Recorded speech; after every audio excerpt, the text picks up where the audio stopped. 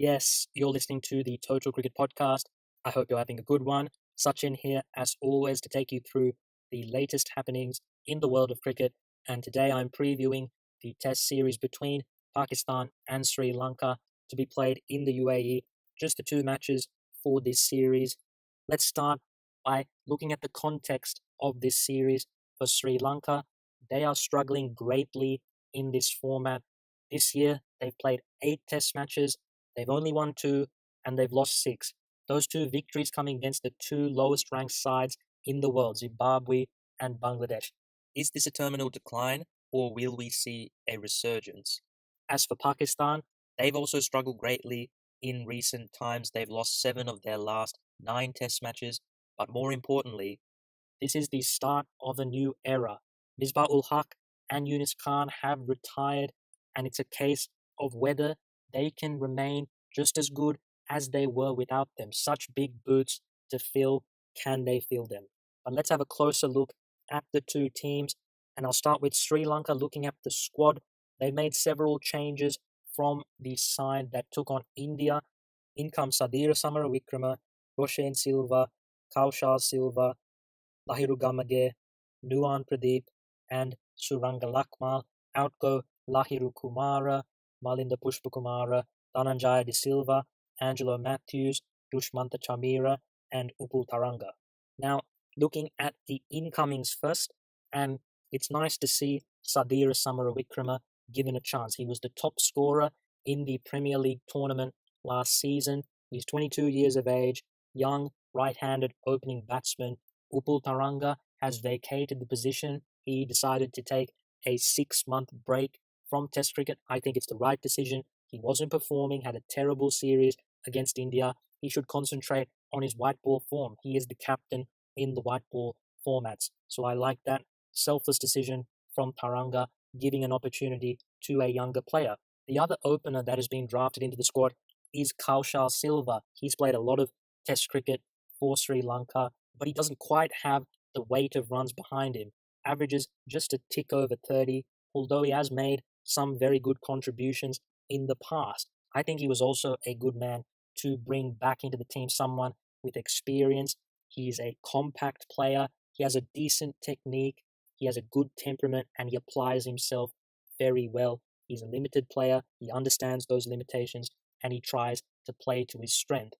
But the issue for Kaushal Silva has been converting starts into big scores. He's only scored 3 centuries and he's played 35 plus tests. That's not quite good enough, in my opinion. And I think the biggest issue is the fact that he has no back foot game. He's so short that he plays almost exclusively on the front foot. It's very difficult for him once you pitch the ball short. He cannot score, and that's how he usually finds his downfall, playing on the back foot or trying to play off the front foot when he should be playing off the back foot. Sometimes he just hangs the bat out there and he will get caught behind or in the slips. But still, I think he is a decent player. But if I had to decide which one of Samarawikrama or Silva to partner Dimuth Karunaratne at the top of the order, I would go with Samarawikrama because this Sri Lankan team is struggling. I find it very difficult to believe that the decision between Samarawikrama and Silva will impact the result of this series. And as such, I would go with the guy who has more potential. This is a team that is still trying to find some long-term solutions to ongoing problems. Sri Lanka haven't found openers to replace Dilshan, Jayasuriya, Atapattu. Dimuth Karunaratne is starting to show that he could do that. They need to find someone to partner him. Kaushal Silva was given a long run, and while he did do some good things, he couldn't quite cement his place. So I think put the younger, more talented player in there. It just makes more sense looking to the future. This team is not going to win a lot of games at the moment. You have to try and maximize the potential of this team going forward. Roshan Silva, he's come into the squad, namely because Angelo Matthews is once again injured. He pulled up with a calf injury in training. He's been ruled out of the first game, and it would also appear likely that he will miss the second game. Once again, injury issues for Angelo Matthews. He can't seem to stay fit. So many injuries he's had in his lower body. and I'm wondering if he's ever going to be able to keep fit for a sustained period of time again. He's 30 years old now. Has this been the thing that has caused his batting to plummet in the last few years? Angelo Matthews hasn't scored a Test century for over 2 years now. And since the home series against India in 2015, he averages below 30. That is a sustained period of underperformance. Is that because of these ongoing injury issues, the burden of the captaincy, the instability in the team, his technical issues? There's a number of reasons for Angelo Matthews' underperformance, I think, but he's still a big player for Sri Lanka, their most experienced batsman in the format, and he'll be greatly missed. Roshan Silva, another player like Samara Wickrama, who is yet to make his Test debut. He's been around the domestic scene for a long time, Roshan Silva. He's 28 years old.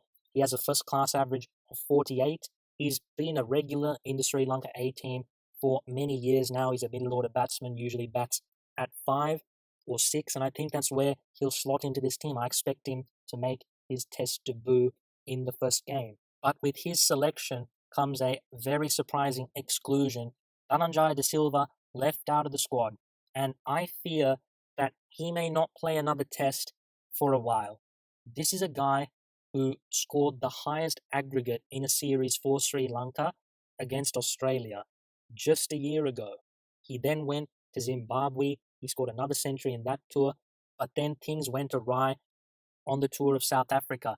In the second game, he was asked to come up the order, bat at 4, and he was not comfortable in that position. And on that South African tour, across formats, he didn't register a 50 in the tour. He was in terrible form. And since that tour, the 2 tests he's played against Bangladesh and India, he's only got one opportunity. He's been dropped after one game on both occasions. How are you supposed to gain any kind of form or momentum in only one game? Very poor selection, I think, from the selectors. They have completely mismanaged him. This is an extremely talented player. Yes, he does have some technical issues, namely that trigger movement with his back foot towards the leg stump.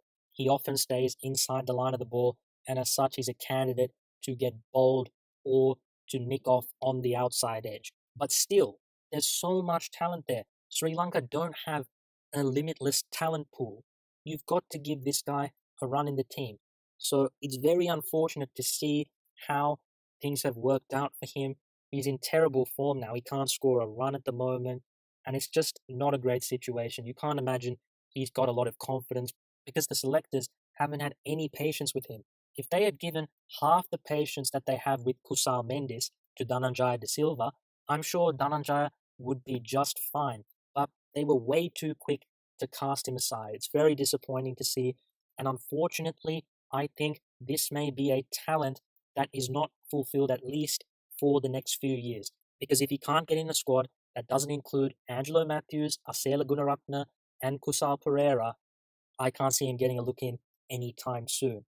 But yes, speaking of those 3 players, Sri Lanka have a lot of injuries in the batting department. It's certainly hurting them. When you're a struggling team as it is, it doesn't help when you've got a lot of first-choice players out of the team. The injury curse continues to haunt Sri Lanka. As I've said before, a little bit of bad luck, but also a little bit of poor conditioning and fitness, I believe. But looking at the other incomings to the squad, Lahiru Tirimana returns to the fold. I think this was a pretty obvious selection given the injury crisis. He's played a lot of Test cricket. He last played on the England tour last year. He's got a good technique, Tirimana, but he was suffering from a poor mindset. He was playing so defensively. I think the break did him well. He came back in those India ODIs and he looked decent. So hopefully he can finally fulfill his potential in this format. Sri Lanka have invested a lot of time in him. It would be a big boost if he can become a regular in the team. The other incomings are just the returning fast bowlers from injury. It's good for Sri Lanka that they have Suranga Lakmal and Nuwan Pradeep back in the team. They're 2 best fast bowlers over the last couple of years. And also Lahiru Gamagere, I'm not a fan of him being brought into the squad. He played 5 ODIs, if you remember, back in 2014 against India, and he looked pretty average, doesn't have a lot of pace, just your average medium pacer. I can't see what he offers. He's not a young prospect. He's a guy who's been doing the rounds in domestic cricket for a while. He is a regular in the A team, but he's never got big wickets at that level. Obviously, Dhammika Prasad still not available. Shaminder Eranga, he hasn't got back to match fitness after having his action cleared. And also Dushmantha Chamira, he has struggled to regain his form after that stress fracture. So definitely the fast bowling stocks have been tested. But still, I just don't see what Gamage brings. And that helps me segue nicely into the players that have missed out on the squad. Kumara should have been in the squad over Gamage. He's still only 20 years old, Lahiru Kumara. He's such a raw talent.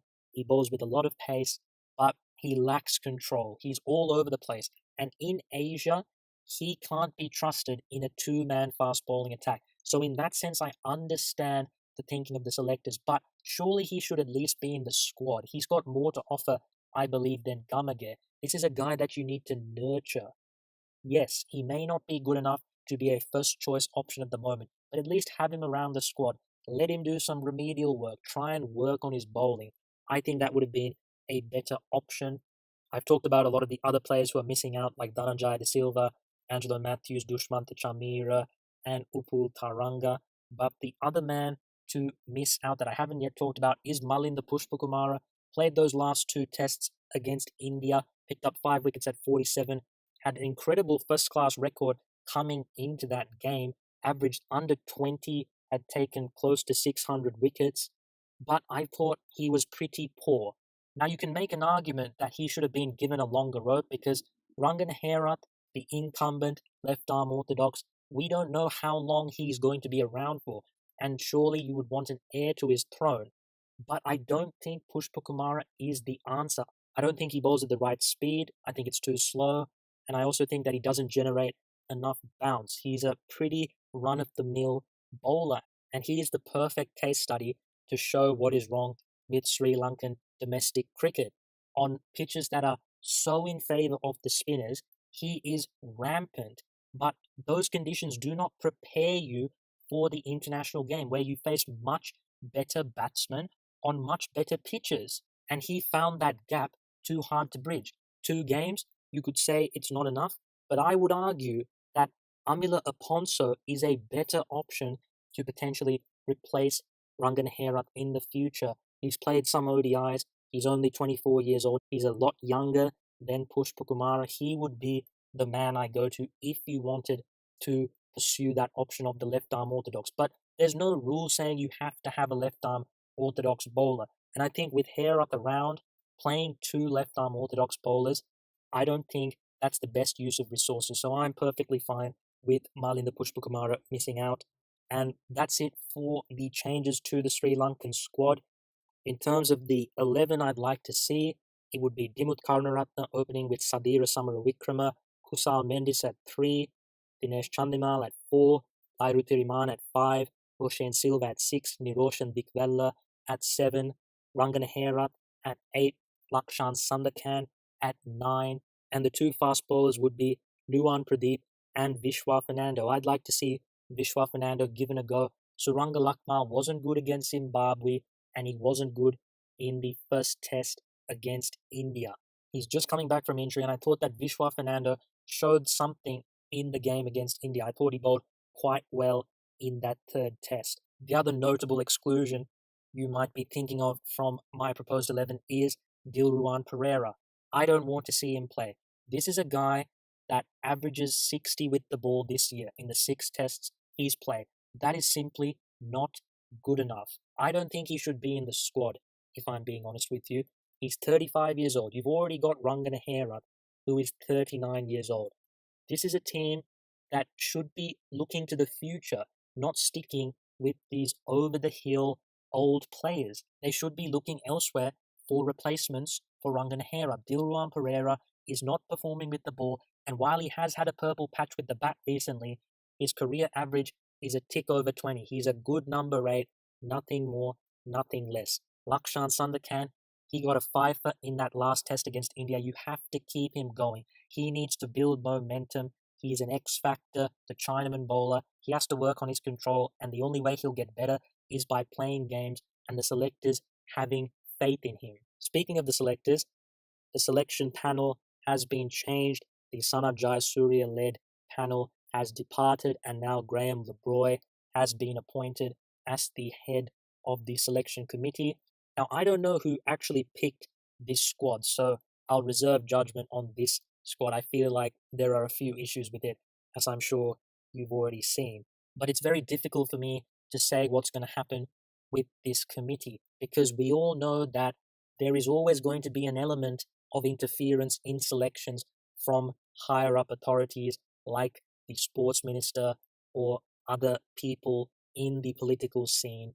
So I have no idea how this selection committee is going to perform. But for Sri Lanka's sake, I would hope for the best. The biggest thing that they can do is give talented players a consistent run in the team. Stop this chop and change culture. Yes, there have been a lot of injuries, but there have still been a lot of players that haven't been given enough of a run. So hopefully we see that for Sri Lanka. Sri Lanka cricket is never too far away from some drama, and there's certainly been a lot of drama in this hiatus between the Indian and the Pakistan series. Conspiracy theories galore. There have been match fixing allegations, everything under the sun you can think of. But they need to focus on the cricket now, getting back to being a competitive team. This is a good opportunity against a rebuilding Pakistan team to stamp their authority on this series. The batting needs to stand up. There needs to be more players getting big runs. Who's going to score the hundreds? That's the question. In the bowling, there needs to be more consistency on the flat UAE pitches. You have to be disciplined. Can the bowlers be patient enough to succeed in these conditions? Those are the questions that the Sri Lankan team must answer. Can the fielding be good enough to take the chances that come their way? Now on to Pakistan, and this is the start of a new era for Pakistan. No Misbah, no Yunus. Huge, huge losses for this team. You've got over 15,000 test runs there, close to 200 tests gone. That's a lot of experience, a lot of quality out of the team. What those two did for Pakistan cricket cannot be stated enough. They brought back Pakistan cricket from the dead. After the spot fixing saga in 2010 in England, Pakistan cricket was on its knees. Just a year ago, there was the attack on the Sri Lankan bus that could have easily killed off the Sri Lankan team, and it resulted in Pakistan having to play their home games in the UAE, a very difficult situation. Pakistan were in danger of being alienated from the cricketing world, but Misbah ul Haq took up the captaincy. Yunus Khan, another key leader in the team, he took up the role of the leading batsman in the team, and those two restored the integrity of Pakistan cricket. They made Pakistan a likable team once again, and they made Pakistan a successful team once again. For a brief spell last year, they were the number one team in the world. They've been excellent over the Yunus Misbah era, and it was exactly what Pakistan needed, having to play their home games away from Pakistan. A lot of teams having misgivings about them touring. These two changed the culture in that dressing room, and they turned around Pakistan cricket's fortunes. But now they're gone. I think it was the right time for both of them to go. They were both declining as batsmen, and I think they'd done all they could. It was time to hand it over to the next generation. And the new captain, Sarfraz Ahmed, I think the obvious decision, he's the ODI and 2020 captain, now becomes the captain across all three formats. He and Mickey Arthur seem to have a great relationship. Sarfraz is an aggressive captain. He seems to have a good feel for the game with his bowling changes. We saw the success he had at the Champions Trophy, and I don't see why he can't translate that to the Test arena. But looking at the two players that are likely to replace Yunus and Misbah in the batting lineup, they are Haris Sohail and Usman Salahuddin. These two have yet to make their Test debuts, but Haris Sohail, left-hander, we've seen him for quite a few years. He's been in and out of the limited overs teams. Incredibly, he hasn't played first-class cricket since 2014, but he averages over 15 first-class cricket. Nonetheless, he's had his fair share of injuries. He's clearly a talented player. It's going to be interesting to see whether he can take to Test cricket like a duck to water. Usman Salahuddin hasn't played an international game for Pakistan, but he is a middle order batsman who again has a very good record in first class cricket. It's such a big role for him. I haven't seen him play. It's going to be interesting to see how he plays. Hopefully, he can do a good job for Pakistan. I think for these two, I think the biggest thing for these two batsmen is to forget about the fact that they're replacing Misbah and Yunus. As hard as it may be, they need to just think about forging their own careers. That's all they can do. They can't be expected to perform to the levels of those two. They need to be given time, and I would say that they should be given at least 5 tests to try and cement their place. These are crucial positions in the batting order. Pakistan don't have a wealth of riches, and as such, they need to give them a long rope, I think. I like these two selections. They could have gone back to people like Muhammad Hafiz, but he is way too old, I think. Someone like Fawad Alam, he's fallen off of the face of the earth, it seems. So I think it's good they've found their men. Hopefully, they can stick with them for a decent amount of time. Hopefully, they can repay the faith. Also, coming into this squad, Sami Aslam has returned. I like Sami Aslam, still very young, and he's played the vast majority of his test cricket in very seamer-friendly conditions, which is certainly not what you see in the UAE. I thought he looked very promising in England. He was decent in New Zealand, struggled in Australia, and that's where he got the axe. But I think you've got to give him a go. Again, you're looking to the future with this batting lineup. I like his temperament. He applies himself. He's got a compact technique. He looks like a test opener. His issue was converting starts. I think he scored 650s despite not scoring a century. So that's something he could work on. He also has a little technical issue with the ball going across him. But I think they should put him in the team. Shan Masood is the other opener in the team. I'm quite unconvinced by him. Funnily enough, in the last test that these two nations played, Shan Masood scored 100 in the chase at Palakela when Pakistan chased down 382, incredibly, in 2015. But since then, he's found himself in and out of the team. He struggled on the England tour. He was dropped halfway through that, and that's what paved the way for Sami Aslam to enter the scene. But he's now come back into the reckoning. But I just feel that Pakistan would be better served partnering Azhar Ali, one of the best openers in the world, with Sami Aslam. I think Aslam has more talent than Shan Masood. The other two incomings to the squad are two more newcomers, Bilal Asif, who is an all-rounder, and Mir Hamza, who is a fast bowler. I'm not so sure that they'll get a look in, but they're in the squad. Pakistan looking to strengthen. I think Bilal Asif has been brought in thinking the all-rounder in the UAE. Pakistan have had an issue only having 4 frontline bowling options, Yasir having to carry a huge workload. So I think with that in mind, they're looking to create a 5th bowling option. And then with Mir Hamza, we've seen that Sohail Khan struggle with fitness issues. Rahat Ali, not consistent enough with his lines and lengths. Imran Khan doesn't quite have enough penetration to his bowling. If anything, I'm surprised that Junaid Khan hasn't made a comeback to the team. He was fantastic in the Champions Trophy. Perhaps, though, Pakistan feel that they're better served by Mohammad Abbas, who had a great debut series in the West Indies. They've already got Muhammad Amir, Hassan Ali, a rising star. He's only played 1 test so far, so they'll want to get him integrated into the team. And of course, they've got Wahab Riaz, who I think has declined greatly in the recent past. This is a big series for him. I don't think he'll be a first choice player, to be honest. Wahab is a guy who bowls fantastic spells, but in between those, he bowls a lot of rubbish. If the ball isn't reverse swinging for him, he is pretty mediocre and he goes for a lot of runs. That's my take on Wahab Riaz. But looking at the outgoings in the squad, obviously the two legends retiring. Ahmed Shahzad, he misses out with Sami Aslam coming back in. Ahmed Shahzad struggled in the West Indies. He's not a test batsman for me, doesn't have the technique, and he hasn't been proactive enough. He doesn't look to rotate the strike, Ahmed Shahzad. It's a big issue, and I think it's good that Pakistan have looked elsewhere. Shadab Khan also misses out. He struggled in his debut against the West Indies, only picked up the 1 wicket, and I think the consensus is that he's not quite ready for Test cricket. I think we have to remember that he's still a teenager. He's very talented, but he's probably not quite ready to play Test cricket. I think that the big thing that you noticed from that test match he played, he doesn't quite have the art of bowling long, disciplined spells down. Bowling in a first class game is completely different to a 2020 or an ODI where he's been very good so far. So I think getting first class games under his belt is going to be key to learning how to be more disciplined, how to build a spell, how to set up the batsman.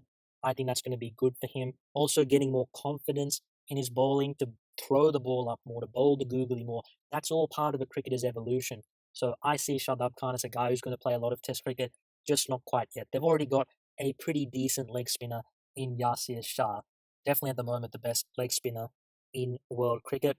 But for me, the Pakistan 11 should be Azhar Ali and Sami Aslam opening the batting. Babar Azam at number 3. He hasn't been able to translate his limited overs form into the test format, but he's the future of the Pakistani batting. Very talented, and I'm sure he'll be able to find success in tests sooner rather than later. Number 4, I think we'll see Haris Sohail. 5, Usman Salahuddin. 6, Asad Shafiq. Maybe Asad Shafiq bats at 6.